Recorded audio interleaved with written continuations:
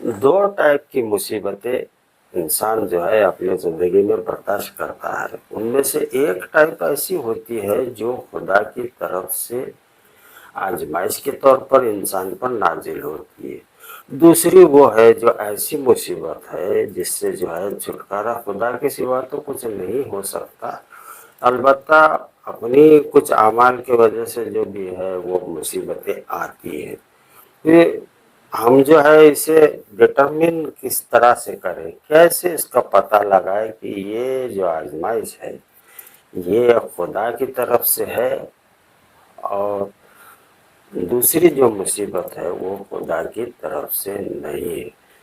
اس کا عموماً دیکھا جاتا ہے، کچھ سائنس ہوتے ہیں جس سے پتہ چلتا ہے کہ یہ ایک ایسی چیز ہے جو خدا کی طرف سے ہے اور نہیں ہے. عموماً کیا ہوتا ہے کہ انسان کے اوپر جب بھی کوئی مصیبت آتی ہے تو نیچرلی جو ہے وہ خدا کی طرف رجوع تو ہوتا ہے.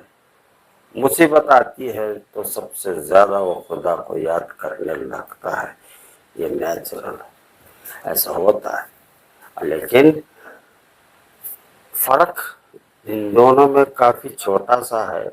وہ فرق جو ہے آپ پہچان سکتے ہو اگر آپ تھوڑا سا خدا کی طرف اور خدا کی سنت کی طرف اور خدا کا جو مزاج ہے اس کو اگر آپ سمجھنے کی کوشش کرنے والے میں سے ہو تو آپ کو یہ سمجھ میں تھوڑا سا جلدی آئے گا.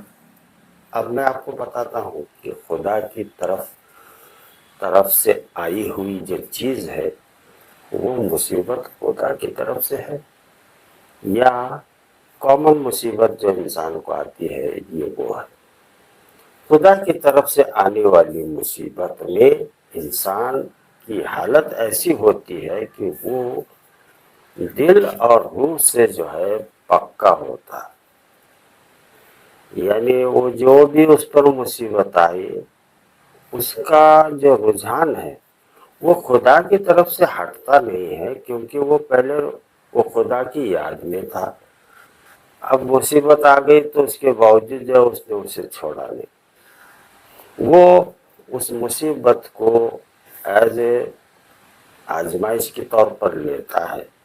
دوسری بات اس آزمائش پر وہ جو ہے اس کا صبر کافی بڑا ہوتا ہے اور وہ سمجھ جاتا ہے کہ یہ خدا کی طرف سے ہے. اس لیے اس کا ایک رجحان دل کے اندر سے سمجھ لیجئے آپ، اس کے اندر ایک بات ایسی ہوتی ہے چاہے کتنی بھی بڑی مصیبت آئے وہ اپنی جگہ نہیں چھوڑتا. وہ شکایتیں زیادہ کرتا ہوا آپ کو نظر نہیں آئے گا. آپ ان سے بات کرتے ہو نا تو کبھی ایسے لوگ مل جاتے ہیں آپ کو کہ مصیبت میں رہتے ہیں لیکن وہ زیادہ بیان نہیں کرتے، اپنے آپ میں رہتے ہیں. کیوں کسی کو بتانا؟ کچھ لوگ خاموشی اختیار کر جاتے ہیں. اب یہ جو اللہ والے ہوتے ہیں جن کا رجحان خدا کی طرف ہوتا ہے وہ اکثر لوگ وہ آئی ہوئی مصیبت کو خدا کا شکر ادا کرتے ہوئے ایکسپٹ کرتے ہیں، اس کو منظور کر لیتے ہیں کہ یہ خدا کی طرف سے ہے، اس سے میں بھاگ کر جاؤں گا کہاں. خدا دیکھ رہا ہے مجھے کہ میں مصیبت میں ہوں اور اس بات سے وہ راضی رہتے ہیں.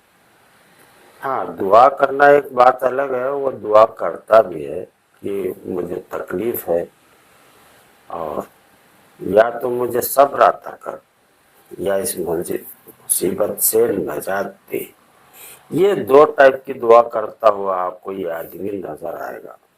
اگر نظر نہیں بھی آئے گا تو وہ خود جو ہے آپ اس کے اپنے اعمال سے اس کو آبزرو کر سکتے ہیں. کبھی کبھار ہو سکتا ہے آپ کو ایسے شخص سے ملاقات ہو جائے، ضرور اللہ کرے ایسا ہو جائے، تو اس کا معیار اس کا لائف سٹائل اگر آپ دیکھیں گے تو وہ کافی صبر والا آپ کو ملے گا. آپ اس سے جو ہے تھوڑا سا وہ اس کے بازو میں بیٹھ کر جو ہے تھوڑا سا اس کی زندگی میں سیکھ لیجئے کہ کیا عمل وہ ایسا کرتا ہے کہ बड़ी से बड़ी मुसीबत को यह टकराता जरूर।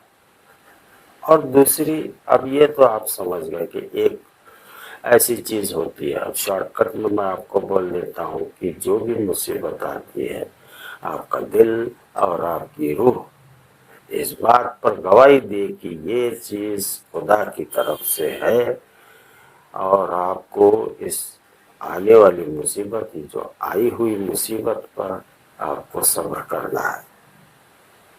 ऐसा जब आपका दिल गवा दे तो ये बात समझ लीजिए कि ये खुदा की तरफ से जो मुसीबत है वो एक आजमाइश के तौर पर आप तक आई है। अब आप इसमें कामयाब कितना होते हो और नहीं होते हो, ये इसका फैसला खुदा करता है, आप नहीं कर सकते। आप अपना किरदार अदा करते हैं, जहाँ तक उसकी कुव्वत होती है वहाँ तक वो बर्दाश्त करता है। जब कुव्वत खत्म होती है तो फिर उसमें जो है अपना हाथ खुदा के सामने जो है वो फैलाता है कि मैं अब थक गया हूँ। ज्यादातर ये थकने वाले लोग कम मिलेंगे आपको। ये एक साइड आप समझ गए। दूसरी साइड ये है कि जो मुसीबत आई है आप पर, ये खुदा की तरफ से नहीं है। ये इसका खुलासा ये है कि आप जो हो खुदा को जो है बेइंतहा याद करने लग जाते हो।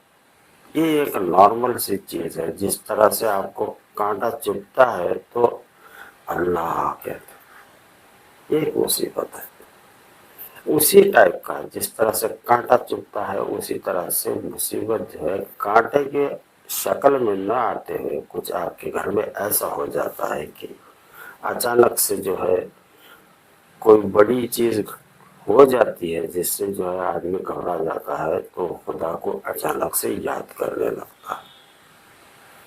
उससे पहले उसने खुदा को याद किया हुआ नहीं होता है। वो आप उस सिचुएशन को याद कीजिए जब आप पर कितनी बड़ी मुसीबत अगर कोई आई हो, उस वक्त आप खुदा को कितना याद करते हो। और उससे पहले थोड़ा सा बैक में जाएंगे तो आपके पर कोई मुसीबत नहीं थी, तब आपने कितना याद किया। ऐसा है, गौर कर लीजिए। जो मैं आपको छोटी सी बात बता रहा हूँ तो समझ जाएंगे आप। मुसीबत से पहले आपकी दिली और रूही हालत कैसी थी। आपको जब वक्त मिला तब नमाज पढ़ी, या तो कोई और, अगर आपको थोड़ी आदत है तो कुछ ज्यादा नमाज अगर आप पढ़ते हैं तो ठीक है, या तो फिर आप जुमा वाले हो, या तो फिर आप साल में एक बार नमाज पढ़ते, या तो फिर आपको जो है एक आदत है कि जिक्र किया जाए।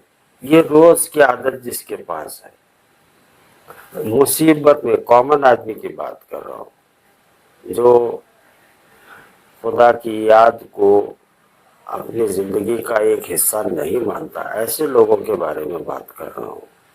इसके ऊपर जब भी मुसीबत आती है तो ये बड़ा अल्लाह अल्लाह करने लगता है, और जब मुसीबत टल जाती है तो इसी वक्त इसके दिमाग से और दिल से और रूह से जो है खुदा की याद निकल जाती।